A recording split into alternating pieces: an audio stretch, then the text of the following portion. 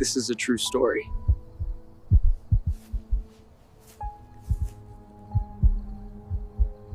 You know I love you, right?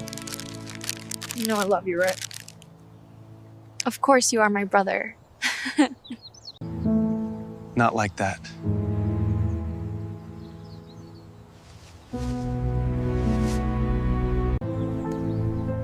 When the people you trust become your danger, silence isn't safety. Stick with us. This changes everything. This is Vicky Madge, love stories with morals that touch the heart. Let's begin. Don't scroll. This is a true story. A modern version of something ancient. But it happens more than you think. Her name was Talia. His name was Aaron. And what he did in the name of love still sends shivers down her spine. Talia was just 20. Smart, quiet, always kept to herself. She lived with her dad, Pastor Dean, a good man, but too busy running the church and raising 7 kids to notice the little things. Aaron was her half-brother. Not by blood. Same dad, different moms. But they were raised in the same house like siblings. Kind of. Aaron was 23. Popular. Loud. A natural charmer. And everyone knew he got what he wanted. Even Talia. He trusted him. Even when he started texting her late at night. Just checking on you, he'd say. Or, you're the only one who gets me. He thought it was sweet. He was older. Proactive. Funny. He brought her snacks from the store, helped her with her college essays. Sometimes he'd brush her hand. Too long. Look at her. Too long. But she didn't think anything of it. Until one day he asked if she wanted to skip church with him. Just them. Go to the lake. Talia said yes. The lake was quiet. No one around. He brought sandwiches, music, a blanket. She laughed. It felt normal. But then he said, "You know I love you, right?" She looked at him confused. "Of course, you're my brother." He leaned in. "No, Talia. I love you. Not like that. Not like family." She froze. "I need to go." But he grabbed her harder. "Just listen. Please." She shook her head. "I have to go. This isn't okay." He didn't let go. Aaron stopped smiling. His voice changed. "Well, if you tell anyone, no one's gonna believe you. They all love me. I'm Pastor Dean's golden boy. You're just the quiet girl." She ran. Fast. He didn't follow. But that was just the beginning. Talia didn't tell anyone. Not yet. She felt dirty. Confused. Was it her fault? Aaron started avoiding her.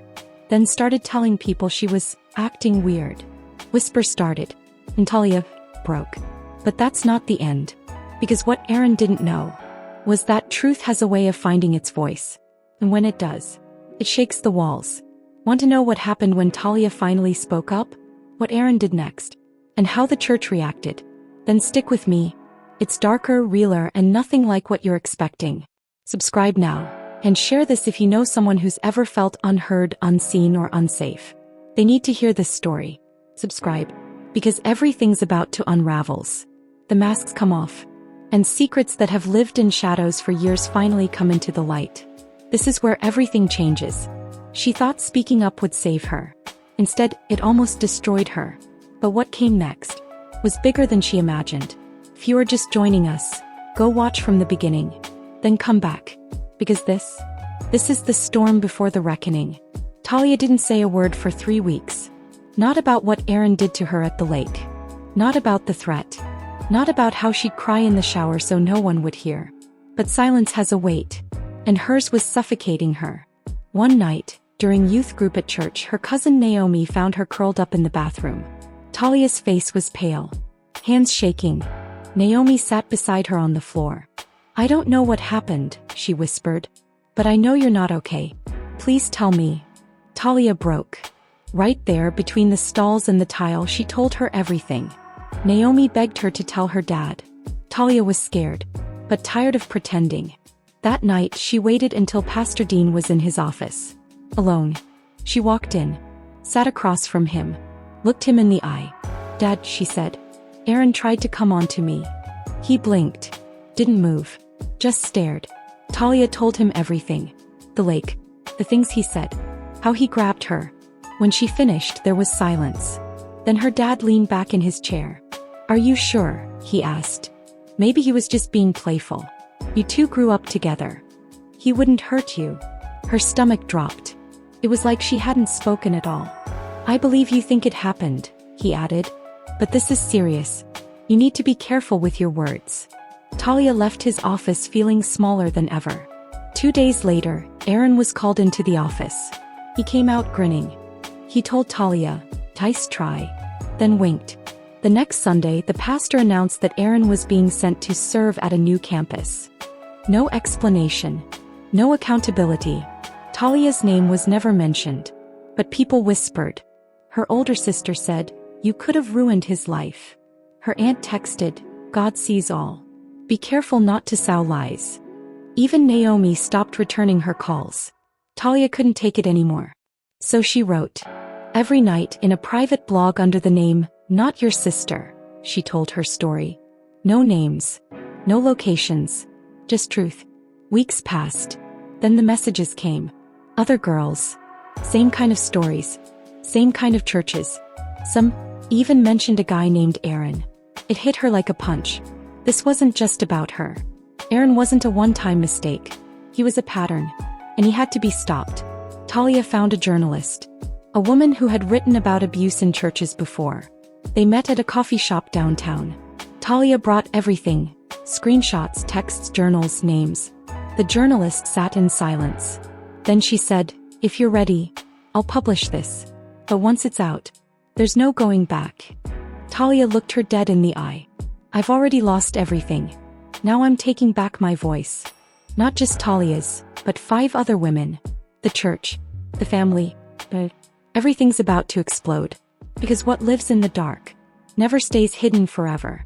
If you're still watching this, share it. Comment, "I hear you" if you've ever felt ignored. And subscribe because next is where the masks comes off. For good. Aaron thought she was weak. But Talia? She's just getting started. He thought she'd fold. Thought she'd run. But she stood up. And when she did, she didn't stand alone. This is the part where the truth explodes. And nothing, not even the church, can hide it anymore. If you've been following from part 1 and 2, then buckle in. Biz now. It's real. The article dropped on a Tuesday. Headline. Youth leader accused by 6 women, church allegedly covered it up. Talia's name was still private. But Aaron's wasn't. And within hours, it went viral. Twitter, Instagram, TikTok. People were talking. Not just women from that church. But from other churches. Other states. Different names. Same stories. The comments section was brutal. "This happens way too often. My cousin was in that church. She left last year and wouldn't say why. I knew something was off with him." Aaron tried to post a vague denial. God knows the truth. Stay prayed up. But it backfired. Hard. The church board called an emergency meeting. Live streamed. Pastor Dean stood at the pulpit. His voice shaky. "We are heartbroken. We had no idea." Talia watched from her room, fists clenched. Lies. He knew. She told him. In the comments section of the live stream. "You knew. She warned you. Covering for your son makes you part of it." People started pulling out old photos. Videos. Even sermons where Aaron preached about purity. Hypocrisy was everywhere. Church donations dropped. Members left. And then, an even bigger blow. One of the other girls, her dad was a lawyer. And he wasn't playing games.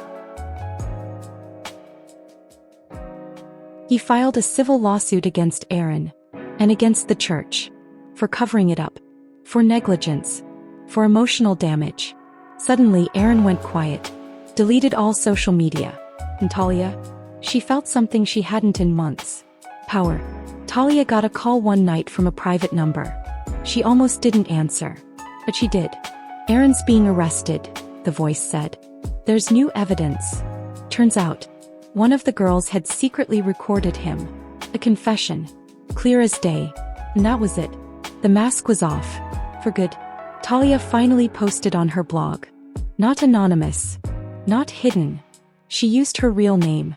She wrote, "He tried to break me. But I'm not the one who should be ashamed. I was a sister. You were a monster. No, you're not my silence anymore. You're just a headline. That post got over 1 million views. People sent messages from all over. Thank you. You gave me courage. I thought I was alone. She wasn't. Not anymore. Talia's story isn't rare. That's the worst part. It happens in homes, churches, schools, everywhere. And most of the time, the girls are never believed. But that's changing. Because girls like Talia, they're done staying quiet. Share this story. Let it be a warning. Let it be a shield. Let it be a spark. Comment below. We believe you. For Talia. And for every girl still waiting to be heard. Subscribe to the channel for more stories that shake the silence. More truths. More justice. This isn't the end. It's the start of something louder. The truth came out. The world saw the headlines. The masks fell.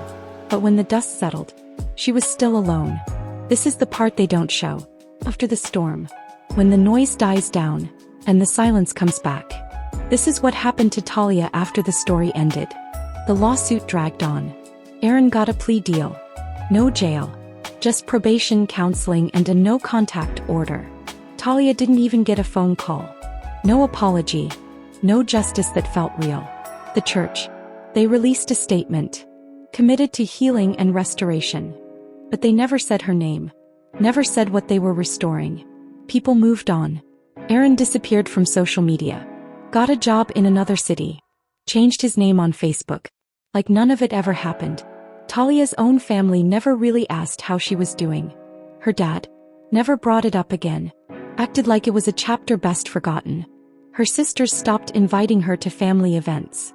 It's just awkward when you're there. And her mom was always praying for peace.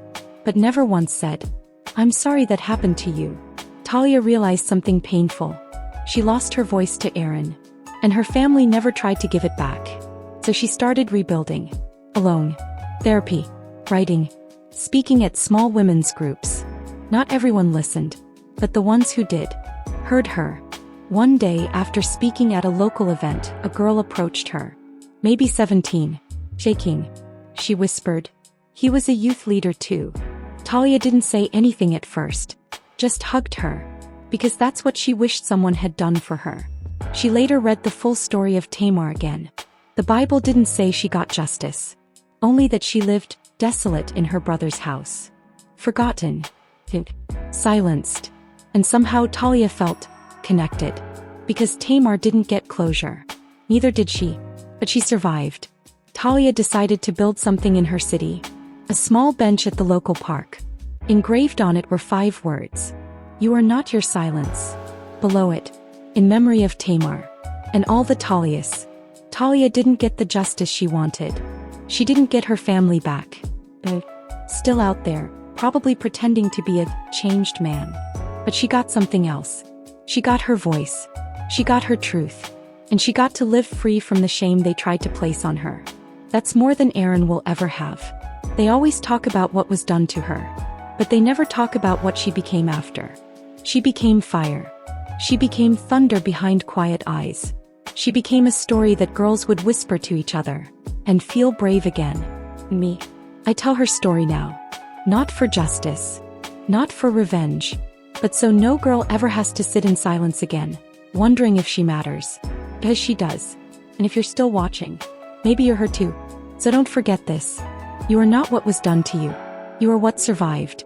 And that is more powerful than any secret ever kept. If this story moved you, share it. Comment she survived.